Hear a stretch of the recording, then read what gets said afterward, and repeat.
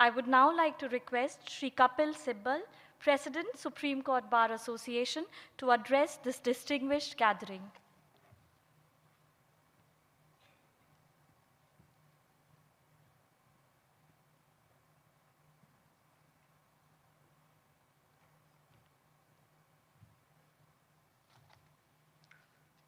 Honorable Prime Minister of India, I may take the liberty to call you Narendra Bhaiji.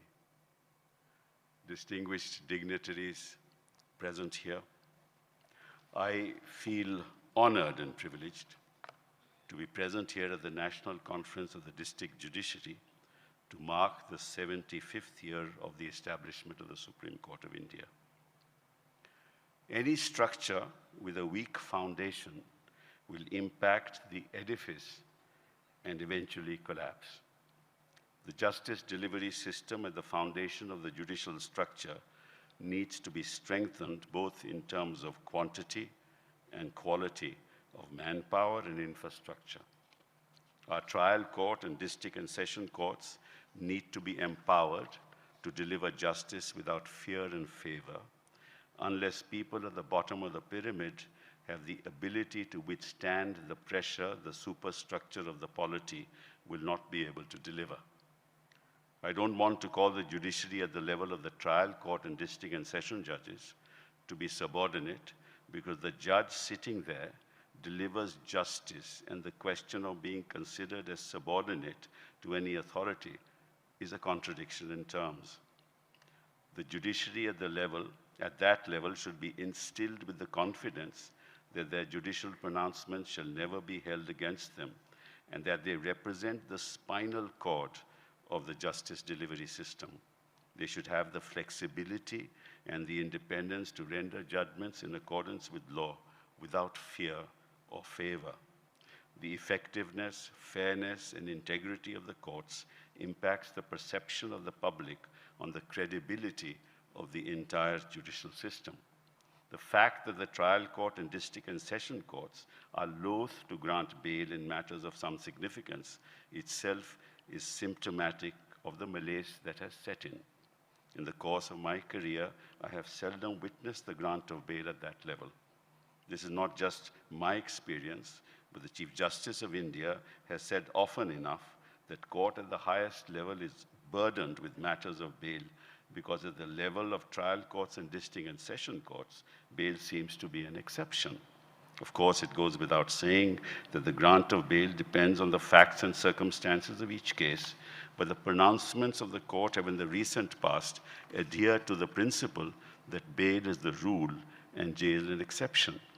We've seen trends harking back to the law laid down in Gurbaksh Singh Sibia, wherein this principle has been enunciated and has now been reiterated by the Supreme Court of India in several recent judgments, even in relation to special acts which require stringent twin conditions.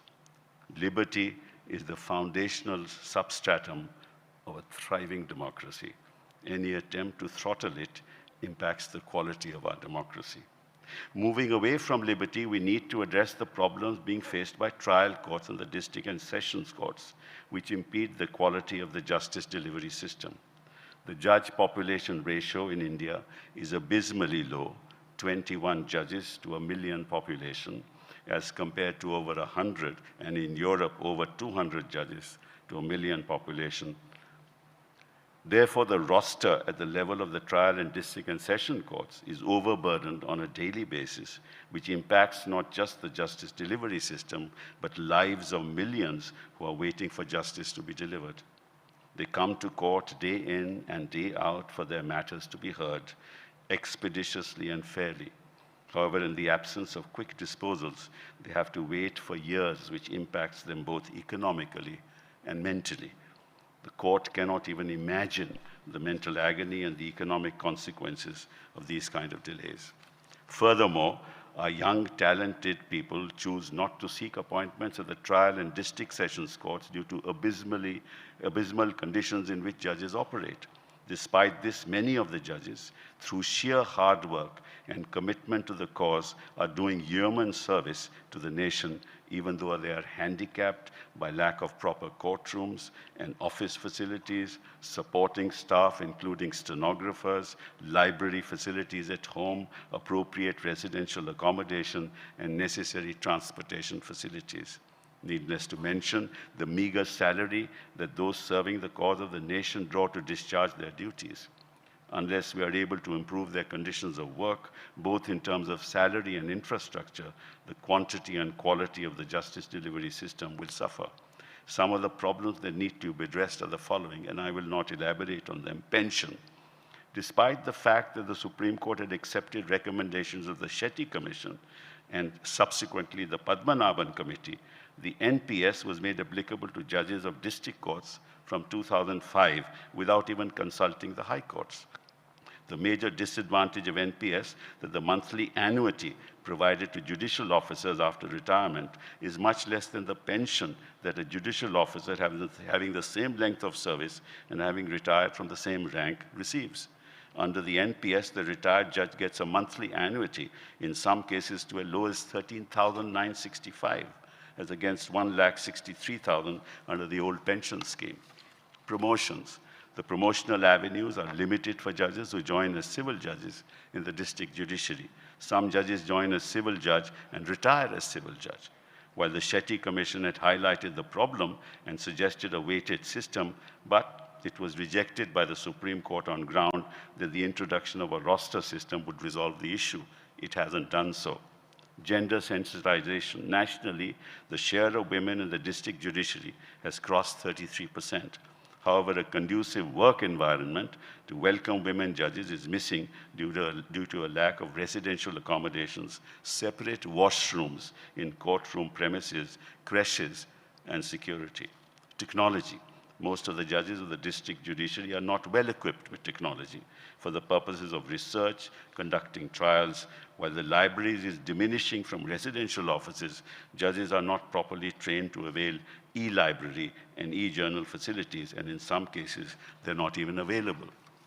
Incentives to join judicial services. Young and bright students from national law schools seldom join judicial services, and they do not see promotional avenues and lucrative monetary benefits. I urge everyone on the dais to urgently address the persistent issues being faced by judges of the trial and district and session courts, who are the backbone of our judicial system. It is time for us to make our justice delivery system more efficient, stronger, and viable. I echo the words of Andrew Jackson, who is often praised as an advocate for ordinary citizens, and I quote, "All the rights secured to the citizens under the Constitution are worth nothing in a mere bubble, except guaranteed to them by an independent and virtuous judiciary." Thank you very much.